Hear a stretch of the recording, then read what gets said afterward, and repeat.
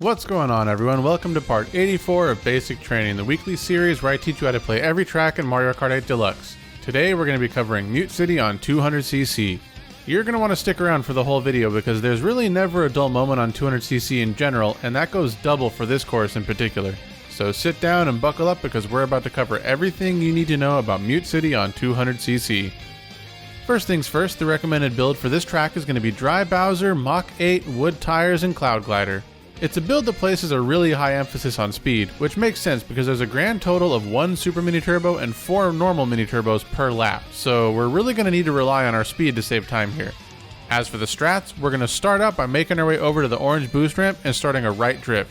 The optimal way to do this is to do what the world record does and take a super tight inside line here. But if you don't do it right, it's quite a bit slower, so what I usually do is hit the first 2 boost pads, drift around the inside of the third, and then hit the fourth. It's actually pretty important to not hit the third orange boost pad like I do here because it'll cause you to take a really wide line around the first turn. But hey, what can I say? Mistakes were made. After that, you're just hitting all the orange boost pads while staying on the right hand side of the track, and then just before going off the orange boost ramp, start a right drift. Then as soon as you go off the ramp, keep holding the drift but then start holding left on the joystick.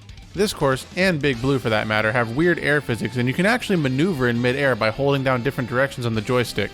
So holding down left as soon as we go off the ramp is going to cause our kart to move slightly to the left, which will help us avoid bonking off the wall or falling off the track. Now this section of the track is honestly pretty weird. What you want to do is immediately upon landing, try and aim your kart towards the right hand side of the boost spinner. By the time you get there, you should have a mini turbo built up, so what you're going to want to do is as soon as you hit it, release your mini turbo and then immediately start a left drift, aiming to hit the second boost spinner right after that. Once you get the spin boost, you should have another mini turbo built up, so release it and hit the final boost spinner before going off the orange boost ramp. Honestly, this strategy is super annoying to learn, so if it's giving you trouble, you can just trick off the orange boost ramp and then land in a right drift. However, you aren't trying to build up a mini turbo if you do this. The right drift is purely to help you get good alignment around the right turn. Then after passing the first boost spinner, start a left drift and do the strat like usual. This is about half a second slower than the optimal route. Now, after making our way to the end of this section of the track, we're going to take advantage of the weird air physics once again, and rather than tricking off the ramp, we're going to drive straight off of it while holding up on the joystick, which will cause our kart to get down to the track more quickly. The reason we want to do this is because of these blue and pink pads on the sides of the track. Driving over these is how we get coins on the F-Zero tracks, and getting to the track quickly allows us to get 8 coins instead of 7, which is what we get if we tricked off the ramp. Next up, we've got the most difficult sequence of inputs in the entire track. If you take a look at how the track is laid out, we go off the orange boost ramp and then we've got the coin pads on the sides of the track. We've also got 3 sets of boost pads, 1 set of 2, followed by a single boost pad in the middle, followed by a third set of 2, ending in a ridiculously sharp hairpin turn. Step 1 here is to start a right drift just before getting to the final boost pad on the left, and then immediately start holding left to keep a wide drift angle. Then, just before getting to the off-road, start holding a hard right to tighten your drift and build up a mini turbo. As soon as you get into the off-road, release your mini turbo and do 3 right hops, using a mushroom as soon as you land from the third hop. The goal of this is to make sure that you can get as close to the right edge of the off-road as possible so that you can get set up nicely for the next part of the strategy. But unfortunately, I'd be lying if I said there's a consistent visual cue for all this. You basically just have to practice to figure out what the timing is. That being said, if you get this part of the strategy down, the rest isn't that bad. After using your mushroom, you want to wait for just a tiny bit and then start a left drift. Similar to the alternate strategy we talked about before, this left drift is purely for alignment purposes, meaning that we're not actually going to be building up a mini turbo from it. Instead, what you want to do is keep holding right on the joystick as soon as you actually start drifting, and then just after going over the orange boost pad, start a right drift. The next step is to build up a mini turbo and then hop just before getting to the off-road. At this point, one of 2 things is likely to happen. The first is that you'll land on top of the ramp. If this happens, then you basically just want to trick off the ramp. But one important thing to point out is that if you land just on the edge of the ramp and then trick on the frame that you land, you'll do a ramp trick that doesn't actually lose you any time. I wasn't really able to get a replay of this, but if you land too far back or don't trick in time, your kart will slow down a bit before going off the ramp, which costs a couple of tenths of a second. You'll know if you got the frame perfect trick because you'll fly clean over the second platform like you see me do here.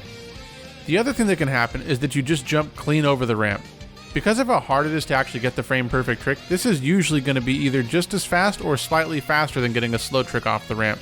And in most speedruns of the game, this so-called touchless shortcut is actually what you're going for since it totally avoids the slow trick. But whether you jump over the ramp or trick off of it, you're going to want to take advantage of the weird physics of the course one last time by holding down on the joystick to give yourself more airtime. Once you pass the last little bit of off-road, land back on the track and trick off the ramp to finish up the lap. Now there's obviously a ton of stuff happening after that coin pad, so let's just walk through it quickly one more time. After grabbing the 8 coins from the coin pad, start a wide right drift just before the last orange boost pad.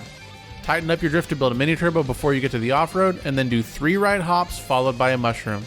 Start a wide left drift without building up a mini turbo, and then do a right drift aiming for the orange boost pad. After you hit the orange boost pad, build up a mini turbo, hop over the off-road, and then trick off the ramp if you need to.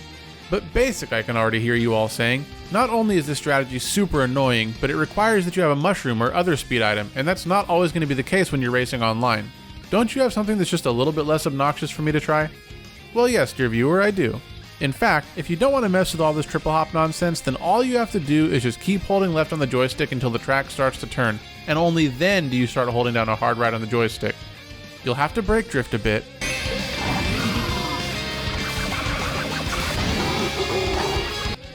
but otherwise the strategy is more or less the same.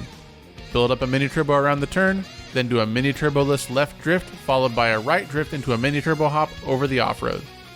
If you've got a mushroom, then you can just do what I do here and mushroom through the off-road, but really the no item version of the shortcut is pretty easy to hit on 200cc, so I recommend always going for it, regardless of whatever items you happen to have.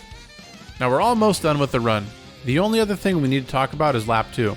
It's basically the same as lap 1, except when you get to the coin pad section, you're going to grab your last 2 coins. The way that I do it in my PB is by hitting the first orange boost pad, grabbing the 2 coins, and then hitting the third set of boost pads just like on lap 1. However, what you actually want to try and do is replicate the world record strat, which is by grabbing the 2 coins first and then hitting the first orange boost pad, since this will allow you to hit all 3 sets of orange boost pads. On lap 3, you don't need to worry about the coins at all, and you can pretty much just focus entirely on hitting the orange boost ramps. And those are all the strategies you need to know to play Mute City on 200cc. If you want to see all the strategies put together in a single run, I've got links to my full time trial demonstrations down in the description below. If you found the video helpful, please don't forget to drop a like because it really helps the video get discovered by other racers who might be looking for tips and tricks on how to improve. But that's going to be it for me for today, everyone. Thank you very much for taking the time out of your day to do some basic training, and as always, I will see you in the next video.